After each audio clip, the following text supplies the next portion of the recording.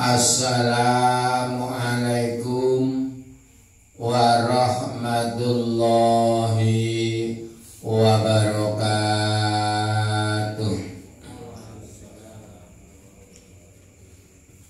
Ila hadrati habibina wa syafi'ina wa qurrata a'yunina sayyidina Muhammadin sallallahu alaihi wasallam. Thumma ila hadrati ruhi Syekh Muhammad ibn wa ila hadrati ruhi Syai'ulillahi lahumul Fatihah. A'udzu billahi minasy syaithanir rajim. Bismillahirrahmanirrahim. Alhamdulillahi rabbil alamin. Ar-Rahmanir Rahim. Maliki yaumiddin. Iyyaka na'budu wa iyyaka nasta'in. Ihdinas siratal mustaqim. Siratal ladzina an'amta 'alaihim ghairil maghdubi 'alaihim waladdallin. Bismillahirrahmanirrahim. Qul huwallahu ahad. Allahus samad. Lam yalid wa lam yulad wa lam yakul lahu kufuwan ahad. Bismillahirrahmanirrahim.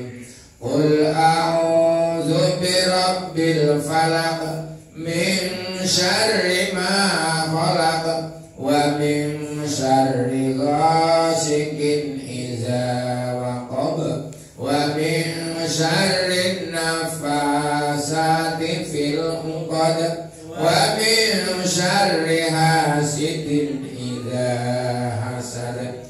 Bismillahirrahmanirrahim. Qul a'udzu birabbin nas, malikin nas, ilahin nas, min syarril waswasil khannas, alladzi yuwaswisu fi sudurin nas, minal jinnati wan nas. Rabbana zalamna anfusana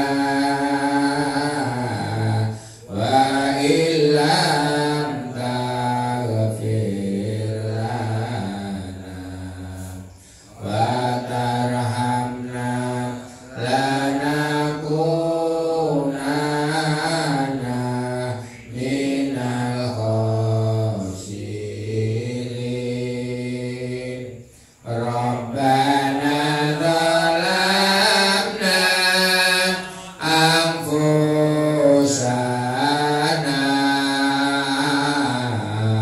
wa illam taghfir lana wa tarhamna lanakunanna minal khasirin.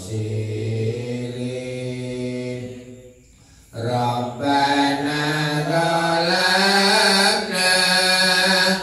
anfusana wa illam taghfir lana wa tarhamna lanakunanna minal khasirin.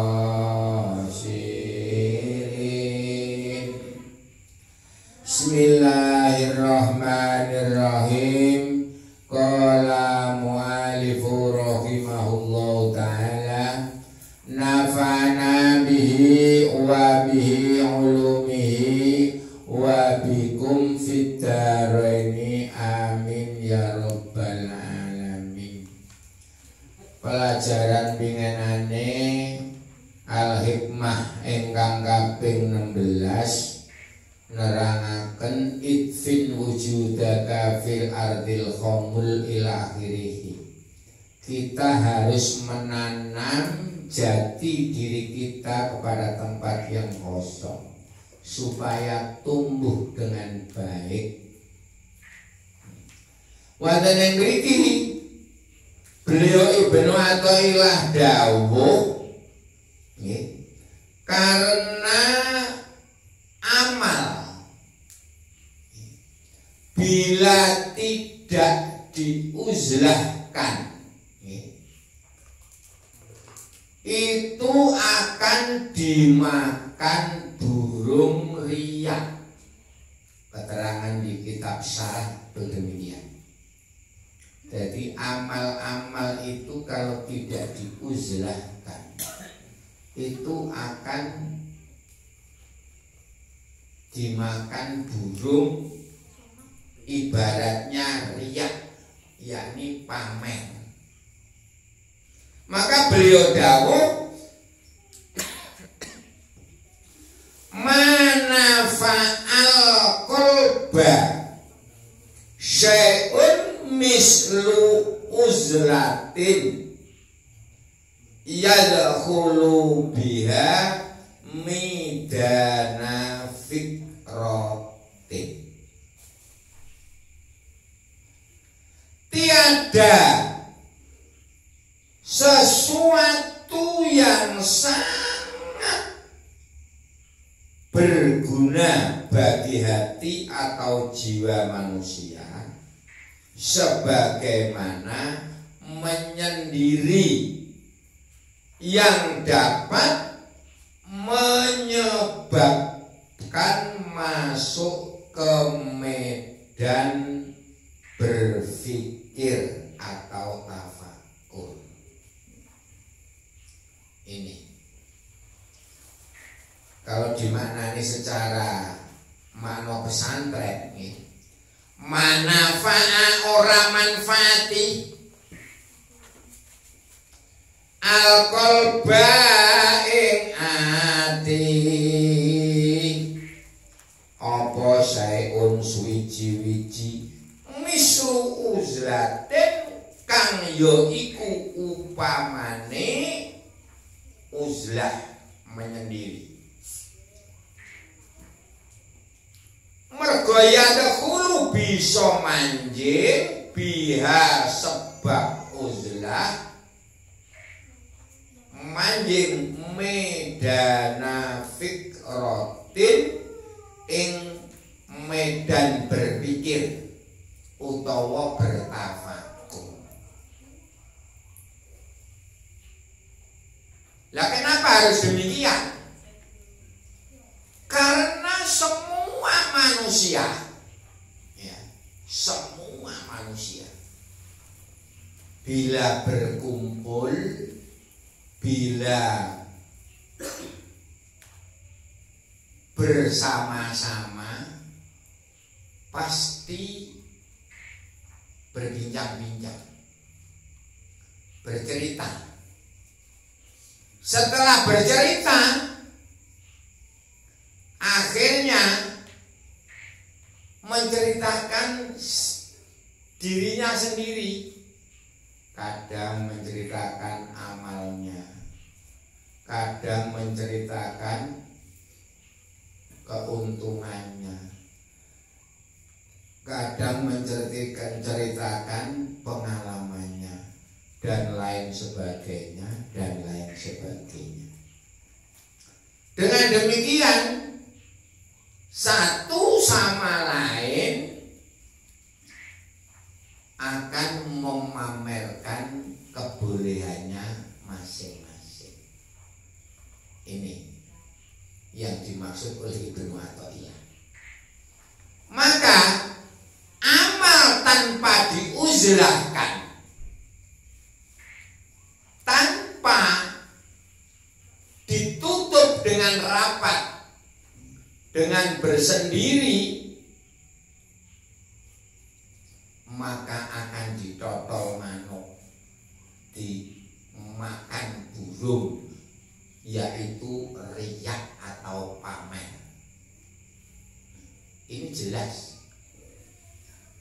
maka sudah rahasia umum ya. Contohnya amal sedekah. Amal sedekah itu kalau dicatat dan diumumkan pasti memberinya lebih banyak. Lebih-lebih dimintakan Fatihah. Tapi kalau kotak wajar lah, karena yang mengetahui dirinya sendiri ya sewajarnya, itu kebiasaan manusia. Maka di sini dikatakan hati itu tidak memanfaati hati apa-apa yang bisa melebihi dengan uzlah. Jadi yang bisa menyelamatkan hati hanya uzlah, menyendiri. Lah menyendiri ini kalau secara syar'i ya, secara syariat kita tidak berkumpul dengan teman-teman. Tapi apakah benar demikian? Kalau demikian berarti melanggar aturan Gusti Allah. Allah tidak mungkin membolehkan orang selalu menyendiri. Nah ini yang perlu kita pahami demikian. Kok bisa demikian, Pak? Iya, dalam Al-Quran diterangkan Dhuribat alaihimu dhillatu Aynama thuqifu illa bihablim minallahi wa hablim minan nas. Dhuribat alaihim dan dadake ing atase kaum apa azillatu ino aina tungkifu ing dalam di panggonan dimanapun kapanpun dalam keadaan apapun pasti hina dina illa terkecuali bihablim minallah wa hablim minan nas, dengan hubungan kepada Allah dan kepada sesama manusia. Lantas bagaimana cara kita mengaitkan dawuh Ibnu Athaillah dengan dawuh Al-Quran ini? Nah, ini yang perlu kita pahami. Maka menurut ilmu tasawuf, uzlah dibagi menjadi dua. Satu, uzlah dalam fisik, menyendiri. Ini tidak selalu harus, tapi kadangkala menyendiri, kadangkala bergabung atau berhubungan. Karena kalau tidak berhubungan tetap zillah, hina. Sebab ini nas Al-Quran. Tapi yang kedua, yang uzlah adalah hatinya, jiwanya. Maka pada saat-saat berkumpul dengan banyak teman, bercengkrama dan lain sebagainya, kita tetap uzlah, tapi hatinya. Nah, hatinya uzlah itu terus bagaimana? Hati kita langsung kita tuntun dengan siri, dengan berdoa. Bahkan lesan kita mulai jangan sekali-kali bicara terkecuali bicara yang baik. Ini Ini perintah Rasul. Kul khairan aw liyasmut. Berbicara yang baik saja atau diam. Ini berarti uzlah, menyendiri di dalam keramaian. Nek cara wong Jawa diarani topo ngrame. Topo itu menahan nafsu dalam keadaan ramai. Jadi tidak mungkin berbicara tanpa bicara yang baik. Dan tidak mungkin beramal atau bergerak terkecuali amal yang baik. Contohnya menolong sesama manusia, berbicara selalu sopan, selalu santun, dan lain sebagainya. Inilah yang dimaksud uzlah.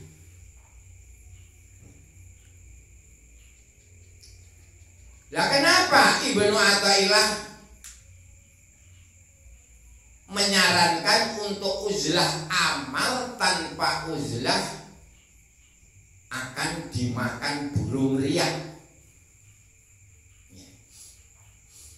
Karena memang setiap ketemu sesama, baik itu teman ataupun lawan, kalau teman saling memamerkan keunggulannya, baik dalam ibadah, dalam bersedekah, dalam ekonomi, dan lain sebagainya. Kalau dengan lawan saling mencaci, saling mengejek, saling menjatuhkan, dan lain sebagainya. Inilah yang dimaksud Ibnu Athaillah. Itu semua terjadi karena hati kita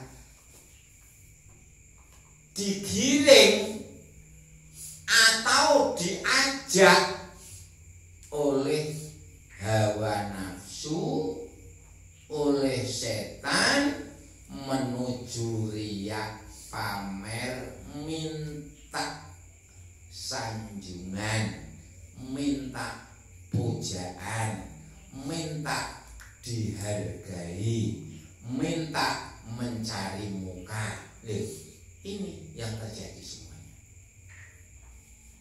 Ini bukan 1, 2, 99,99% manusia. Memang demikian. Nah, maka mari kita mulai uzlah. Karena dengan uzlah ia dahulu mlebu sapa wong biya kelawan uzlah medana fikrotin ing medan berpikir. Wah, luar biasa kalau sudah demikian. Kalau sudah demikian, kalau sudah masuk di medan berpikir atau tafakur, baik dalam keadaan menyendiri atau bersama-sama, itu luar biasa. Itulah hidup yang sejati. Tapi jangan lupa, berpikir pun itu masih banyak sekali yang menggoda. Karena di dalam jiwa kita ini banyak sekali ada hawa nafsu, nafsu lawamah, nafsu amarah bisu, nafsu mutmainah. Ada lagi yang namanya setan. Pada perintahnya Allah, wala tattabi'u khutuwatis syaiton, innahu lakum aduwwum mubin. Janganlah kamu semua mengikuti jejak-jejak setan. Khutuwatis setan itu langkah-langkahnya setan. Karena mereka adalah musuhmu yang jelas. Nah ini biasanya masuk ke dalam tafakur. Karena kita tafakur kalau tidak didasari dengan baik juga sangat berbahaya.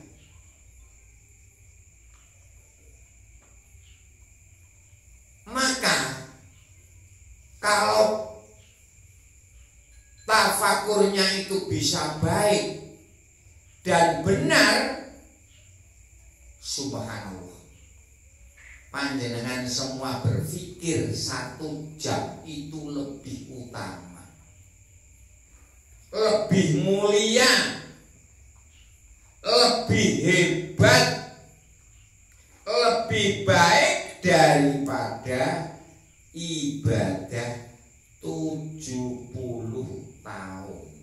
Ini kata Rasul, seperti yang saya tulis di dalam lembaran itu. Qala Rasulullah sallallahu alaihi wasallam, at-tafakkuru sa'atan khairun min ibadati sab'ina sanatan. Kala ngendika sapa Nabi Kanjeng Nabi sallallahu alaihi wasallam, atafakuru utawi tafakur berfikir saatan ing dalem mangsa sak jam iku khairun luwih bagus min sabina katimbang 70 apane sanatan min ibadati sabina katimbang ibadah 70 apane sanatan taune. Ini bila tafakurnya tafakur menuju kebaikan, menuju kemuliaan, menuju ibadah, ini jelas. Tapi kalau tafakur menuju kemaksiatan, tafakur menuju kehancuran, tafakur untuk meronsek, membuat kerusakan di dunia, ini juga lebih besar dosanya daripada maksiat 70 tahun. Ini kalau cara balaghah itu demikian. Jadi mafhum mukhalafah, pemahaman di balik rahasia yang tersurat itu juga kalau menjalankan perkara-perkara buruk, kekejian dan lain sebagainya, ini termasuk dosanya juga berlipat ganda. Ini. Maka menurut berpikir sendiri ini kita semua juga harus paham. Harus paham. Pahamnya bagaimana? Kalau menurut Ibnu Athaillah, menurut Syekh Soleh Darat, Kiai Soleh Darat Semarang, menerangkan jadi sarah hikam ini, sarahnya Kiai Soleh Darat. Tafakur itu dibagi menjadi 3. 1, ada yang tafakur karena kenikmatan atau kesulitan-kesulitan. Ini satu kelompok. Ini pada umumnya kita berpikir ini menjadi hanya kenikmatan dan kesulitan. Bagaimana kita bisa bahagia, bagaimana kita bisa nikmat, bagaimana kita tidak sulit. Nah ini umum Tapi ada yang rada khusus. Tafakur di bidang pahala dan janji-janji Allah tentang surga, tentang kenikmatan di dalam kubur, tentang kita kalau beramal mendapat kelipatan-kelipatan. Seperti tadi, hanya berpikir 1 jam lebih baik daripada ibadah 70 tahun. Ada yang sholat 2 rakaat lebih baik daripada ibadah 1 tahun. Ada yang puasa 1 hari lebih mulia daripada puasa 1 tahun, seperti puasa Arafah dan Tarwiyah dan lain sebagainya. Yang ketiga,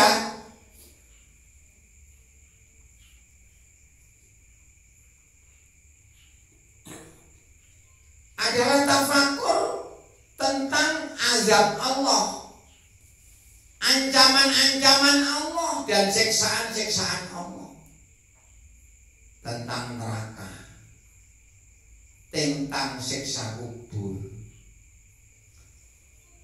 tentang sesuatu apabila kita mengamalkan amal yang buruk pasti akan mendapat balasan yang lebih buruk lagi.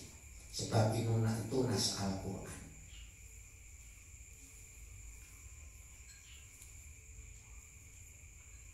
Nah, ketiga-tiganya ini memang dibagi menjadi 3, tapi hakikatnya hanya 1. Itu adalah pemikiran orang umum, belum masuk ke orang khos.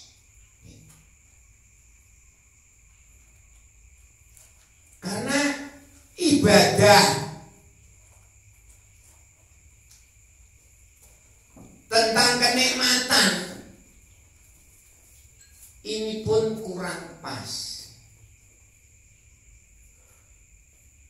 Kita mau beramal dan beribadah,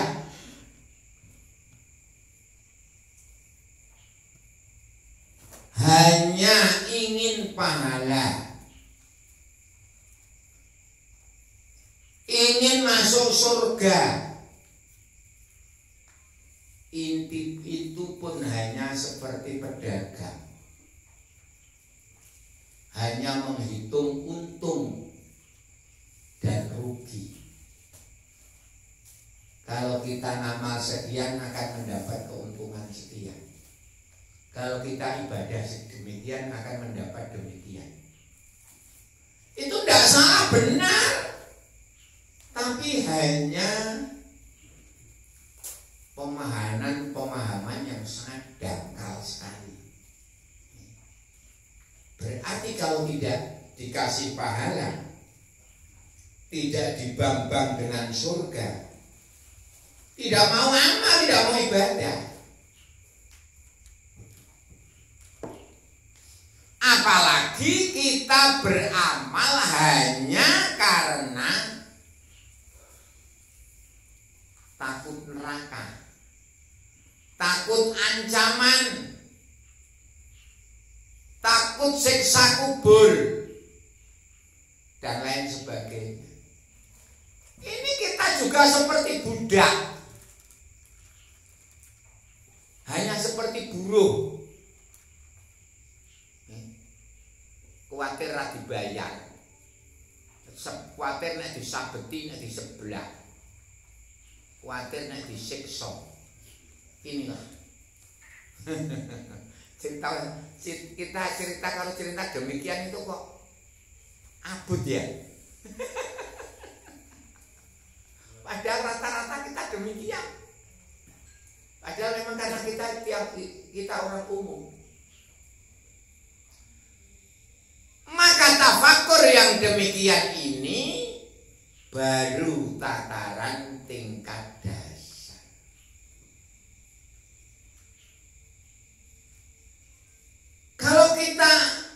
dalamkan lagi, kita berpikir, bertafakur dengan hati kita, dengan rasa. Kalau dengan hati kita kaitkan pemikiran dengan hati, dengan rasa, dengan jiwa, biqalbin salim, dengan hati yang selamat, insya Allah kita akan menjadi selamat. Terus mikir apa, Pak? Kita ingat kepada wahyu yang pertama.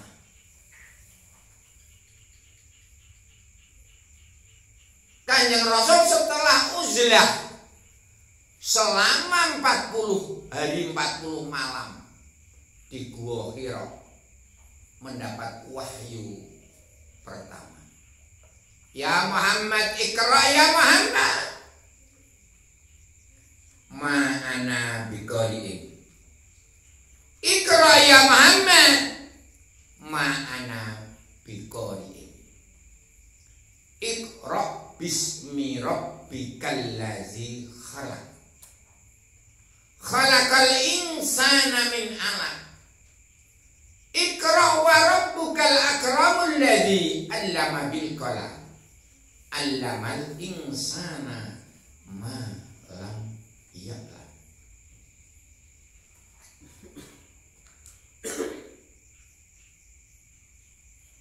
Ini pada umumnya menafsirkan